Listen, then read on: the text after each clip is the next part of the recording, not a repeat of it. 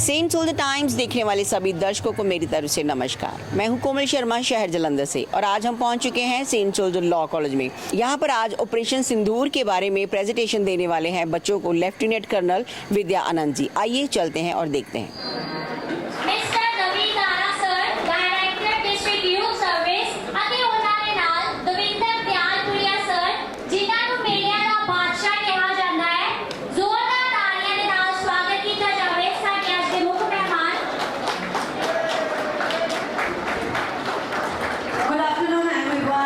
Respected dignitaries, faculty members, dear students and esteemed guests. It is said that nation's strength lies in the courage of the protector and to the discipline, patriotism that defines the armed forces. We feel immensely honored to welcome our chief guest of the day, Commanding Officer Lieutenant Colonel Vidyanand from the 1 Naga Regiment Jalandhar camp, a leader whose dedication, leadership and service to the nation inspires us all. Along with him, we are delighted to have a Captain Shaurya, a dynamic young officer from the 1 Naga Regiment, representing the courage and determination for the next generation of defense leader. Along with, I also welcome our director, Sir Ravi Sir, and Sir Vyalpuria Sir. Welcome you all. Before coming forward, it is a very important to know that the commanding officer with us, the introduction is very important. Lieutenant Colonel Vidyanand Madekar was commissioned into our 1st Battalion, the Naga Regiment in June 2009. The officer has, over his service, gained a very operational experiences across the diverse terrain. He has had a tenure along with the LOC in Jammu and Kashmir in the high altitude valley of Arunachal Pradesh, along the LAC in eastern Ladakh on the western border in Punjab. He has also held instructional appointment at the Infantry School, Mao, and the National Defence Academy, Pune, where he was responsible for the training of the future leader and the Indian Army. He was also a part of prestigious United Nations peacekeeping force in the Lebanon. He has also done across the attachment with the Armed Regiment of Indian Army. Lieutenant Colonel Vidyanand has been appointed in the Jalandhar camp since 2024. Thank you. Thank you so much, ma'am. हर शुभकामना की शुरुआत शब्द के नाल की जाती है। सो ਹੁਣ ਸਾਡੇ स्टूडेंट्स शब्द गायन करेंगे। साਰਿਆਂ ਨੂੰ ਬੇਨਤੀ ਕੀਤੀ ਜਾਂਦੀ ਹੈ ਕਿ ਉਹ ਆਪਣੇ ਸਿਰ ਢੱਕ ਲਿਓ। Thank you.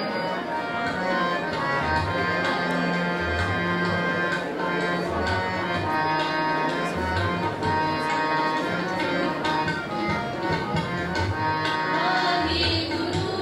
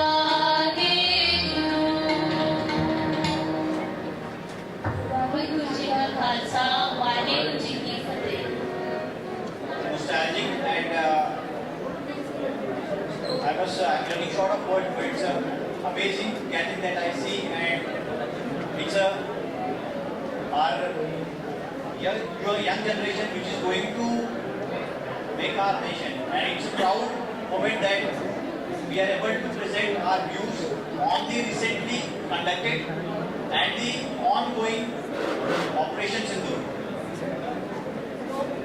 So I must congratulate first the NCC force cadets for their welcome, then the school for allowing us to share our views on Operation Sindoor and reach out to you so that details of the operations can be known to you. You all have heard about the counter-terror operation successfully conducted by our armed forces. When I say armed forces, it includes Army, Navy and Air Force. I am here to tell you the story of this operation and how it unfolded. So we will speak of the facts so that there is no doubt in the mind of anyone that how things happened. The underlying message for this operation was zero tolerance to terrorism, never forget and never forgive. We have been very well aware that what is happening, the kind of terrorism that is India being subjected to, where we have lost innocent lives, the lives of armed forces personnel and civilians. The facts I'll give in the later part of the presentation, how much we have lost now. So the government took a stand, and now we are with the resolve for the zero tolerance to terrorism. Next.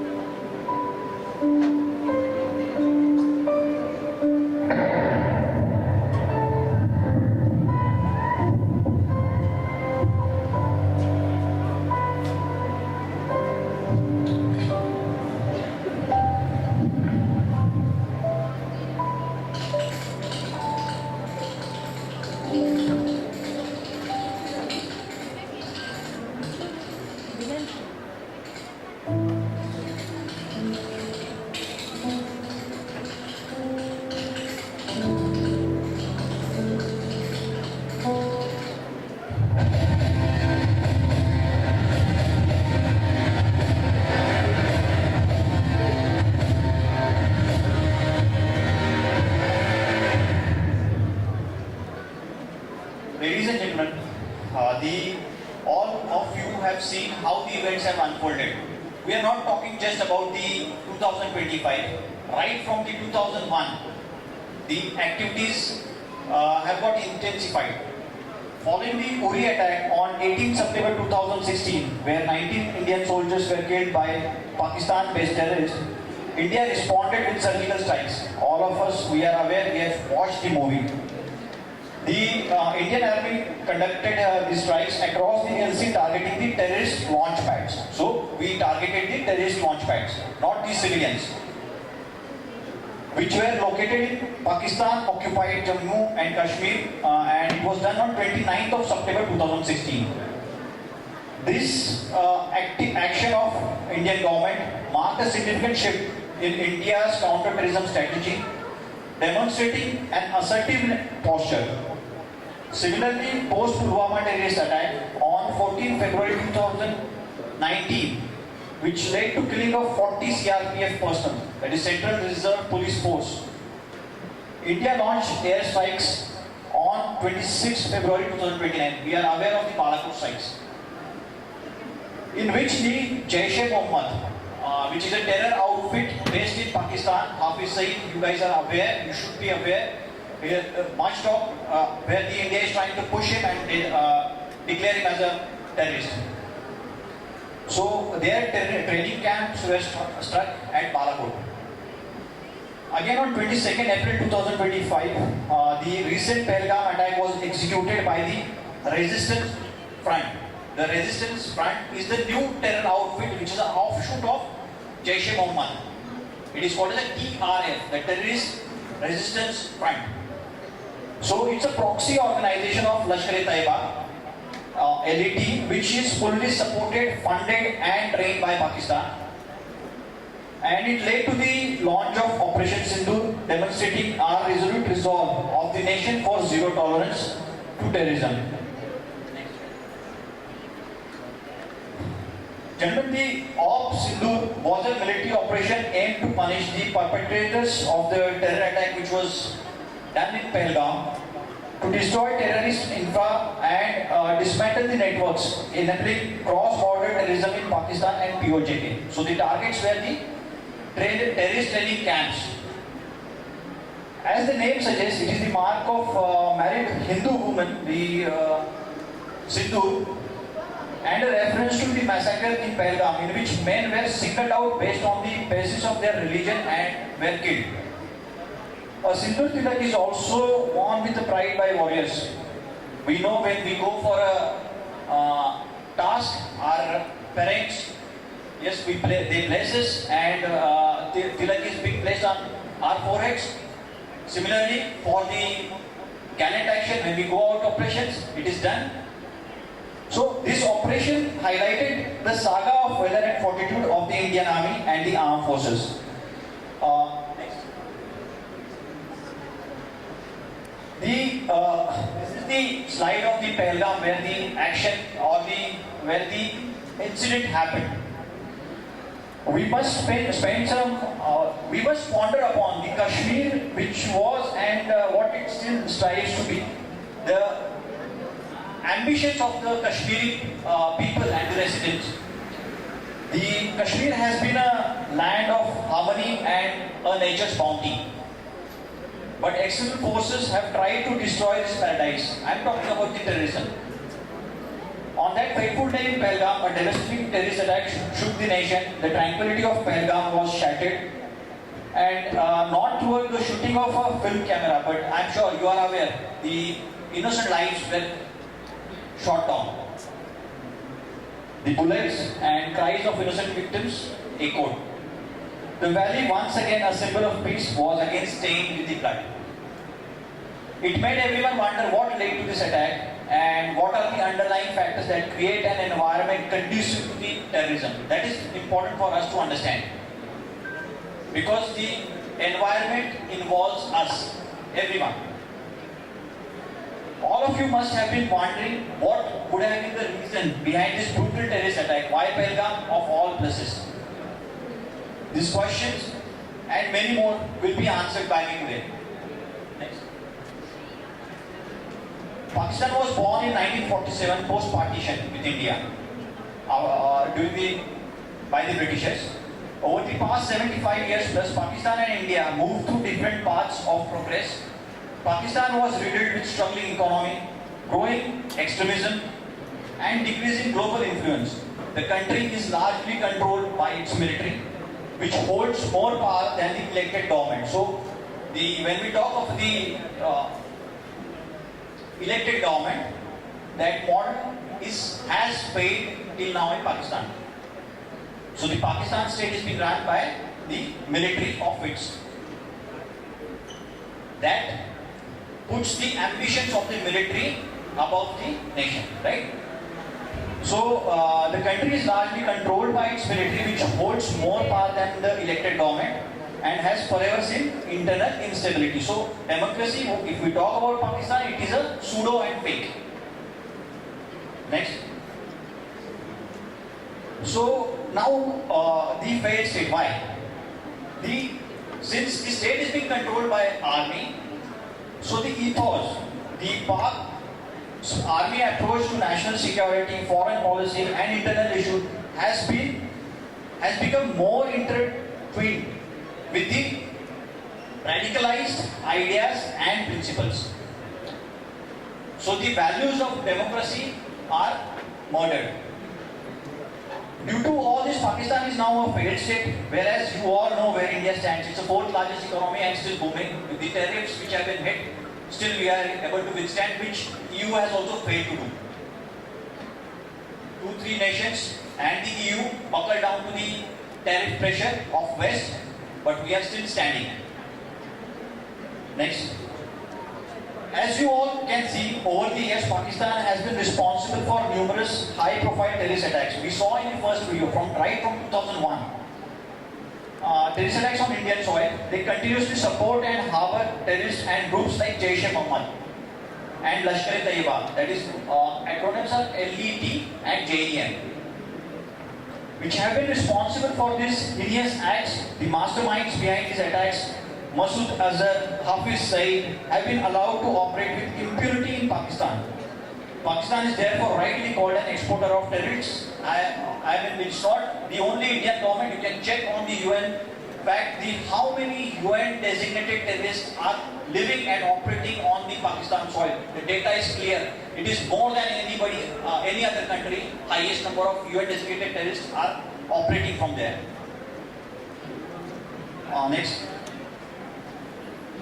So over these 35 years, I told you I'll give you the figure. The figures are here: 29,351 terrorist armed forces have been able to neutralize. 29,351. But everything comes at a cost. What is the cost? Cost is 19,019 civilian casualties. Or civilians have lost life to the terror, and 6,526 brave hearts sacrificed their lives in the line of duty.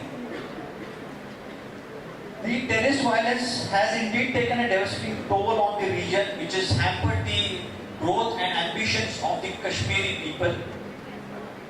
And yes, obviously the government of India in that region, causing immense human suffering, destabilizing communities and undermining peace efforts.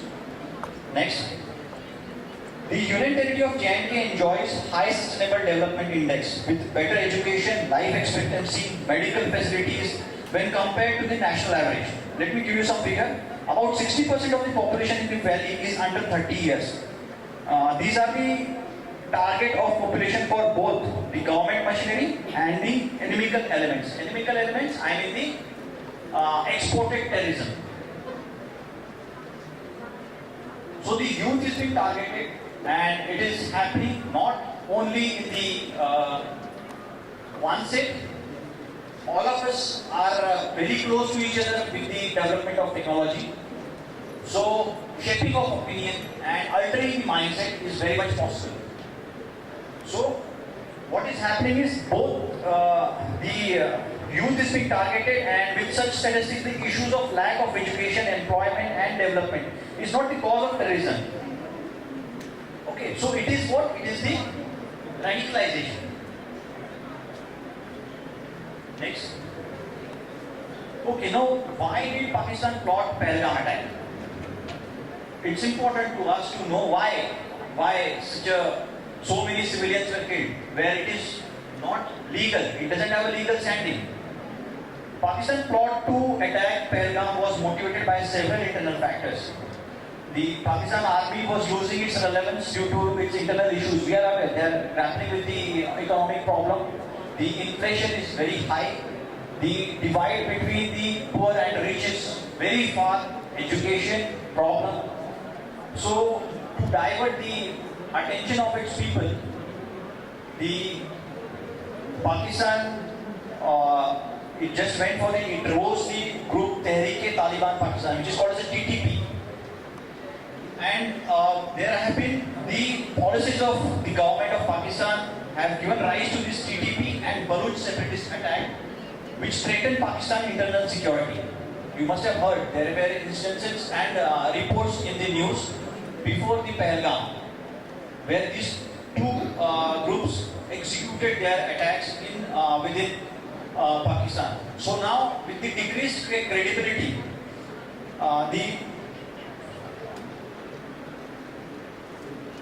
due to this decreased credibility, Pakistan government had to the local population, right? So, greater political assertiveness and internal rumblings within the Pakistan army created an environment of uncertainty. And in this context, Pakistan army sought to divert attention of its people from the internal problems. Right? Intelligence was gathered, diplomatic channels were activated, and the first task began of identifying the perpetrators. Before you carry out any activity, you decide who is the individual who has done it, right? So this is how you can deliver the message, because we are not against any of the civil infra or the civilian agency or any civilian. We have to take a major response who had carried out this activity. So the identification started, who turned out to be a Pakistani terrorist duly supported by handlers from Pakistan. So the handlers were in Pakistan getting the instructions from the Pakistan. Next. So between 22nd April to 6th May, there was a long period where a lot of speculation happened what India is going to do. The diplomatic ties were brought down. The trade was stopped. In fact, the suspension of treaties happened. So between 22nd April to 6th of May, India's military planners worked out relentlessly, and there were numerous actions taken by the Indian government. As I mentioned, it was about trade and holding of Indus Water Treaty in abeyance. We should be aware what is Indus Water Treaty. There are 6 rivers, 3 of which are allocated to India, 3 are towards the Pakistan. The allocation of water. So it has been a long-standing demand of review of this treaty because this treaty is pretty old. Now, with the time, there is a requirement of change. Indian government was conveying to the Pakistani government to change. There is a need to conduct a talk and change it. However, the Pakistan, as always, was dodging it. So, with this paragraph, in diplomatic actions, the Indus Water Treaty was held in abeyance. All this time, the armed forces were in a state of high alert. The border along the IB, that is international boundary, as well as the LC, all the troops who were deployed were on high alert to avoid any further miscreant or any other such activity by the Pakistan. And intelligence was gathered. So, in this stage that followed, intelligence inputs were gathered, political consultations were held, and military options were reviewed. We were resolute. We will respond at a time and place of our choosing. So the message has been sent clear that the water action has been done. India will be firm on its stand. Next. So during this time, a strategic signaling was made by our higher leadership. So India's leadership communicated clearly terrorism will not go unanswered, and this time there will be a heavy punishment. You can recollect there were the statements coming out from the various ministries and the PM also. So the message was delivered through diplomatic channels, international forums, and public platforms. The world was watching. India led with the resolve, and the diplomatic support was there. India could gather that diplomatic support from the international community also. Next. So, in preparation, the country is united in effort where as a citizen of the Bharat, we have all stood together and condemned the attack, and we were very much wanting, everybody's blood was boiling, and we were very much wanting the active action against the perpetrators. So, resolve to ensure justice was delivered. You all must have seen on TV and social media how Pakistan was involved in abating terrorism in India. The planning of military operations, selection of targets, collection of intelligence, and countering of fake news propagated by Pakistan continued. There are a lot of YouTube channels which are being sponsored by the Pakistan, and they are still being followed by a lot of Indians with the convincing one-sided half-truth being spread, or they are fake. So,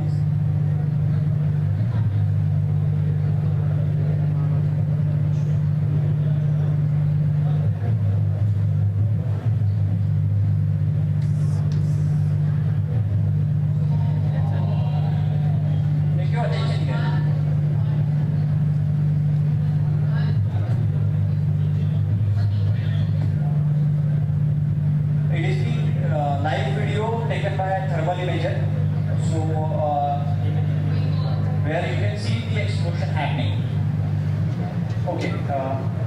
this one is also about Abbas Kotli.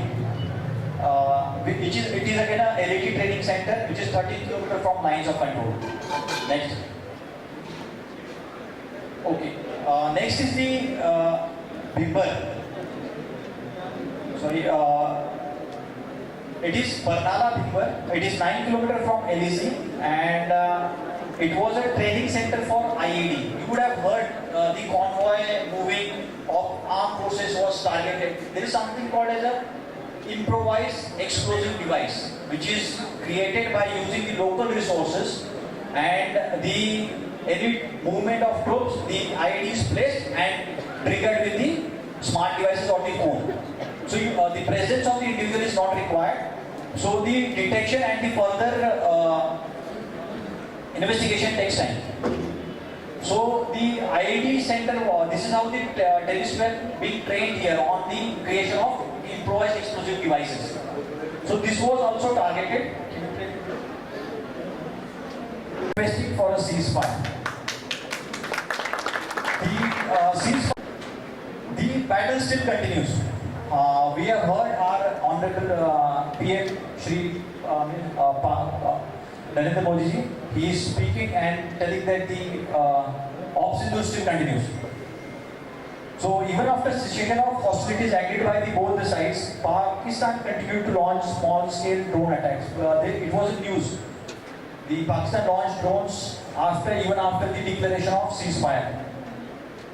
Post which the Chief of Army Staff on 11th May in an online meeting with the Army Commanders of Western Front, that is West and forgiving individual. Next.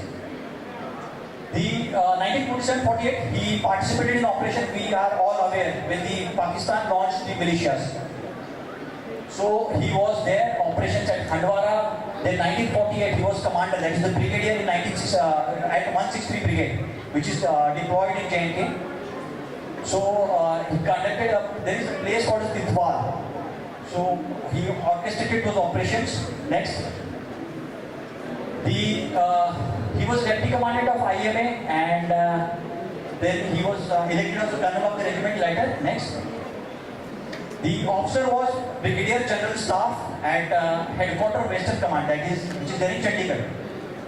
And he was commandant 26 Infantry Division, which was at Jalandhar, which is and it was earlier 5 Infantry Division. Next. So he, as a Lieutenant General, he commanded 4 Corps, which is there in Arunachal, looking after at the time of 1962 Sino-India conflict. A thorough battle-hardened soldier who saw all the battles and faced them with bravery. Next. After the secession, he was a GOC 33 Corps. Next. And thereafter, he was made Army Commander of this Western sector, which he, during which he saw the Battle of 1965 command under 1 Corps and 11 Corps were placed under him.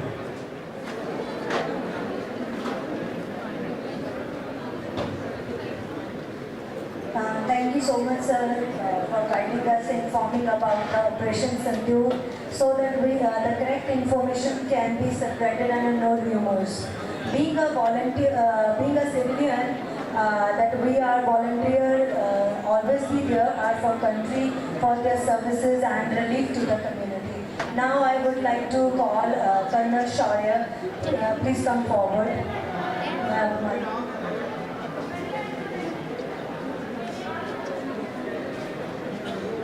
Good afternoon everyone, members of the faculty, ladies and gentlemen. On behalf of 1st Battalion, the Naga Regiment and the entire Indian Army, we would like to extend our heartiest appreciation to Saint Soldier Group of Institution for listening to the story about Operation Sindoor, its conduct and the ground reality of what actually went through. I would now like to request Lieutenant Colonel Vidyanand of 1st Battalion, the Naga Regiment to present a small token of our appreciation to Dr. Sharma and collected on behalf of Saint Soldier Law College for our immense gratitude and our association.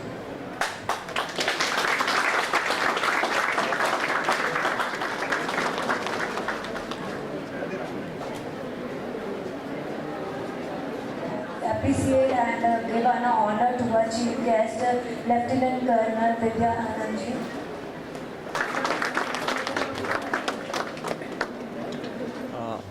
I wish to thank Saint Soldiers School for the providing a platform, and we had a fruitful engagement with the youth, and we talked about Operation Sindoor, and yes, we spoke about the 1965 war, which is the Diamond Jubilee of the this year, which is happening, and it was really great with the interacting with the young minds of this country and spreading the message.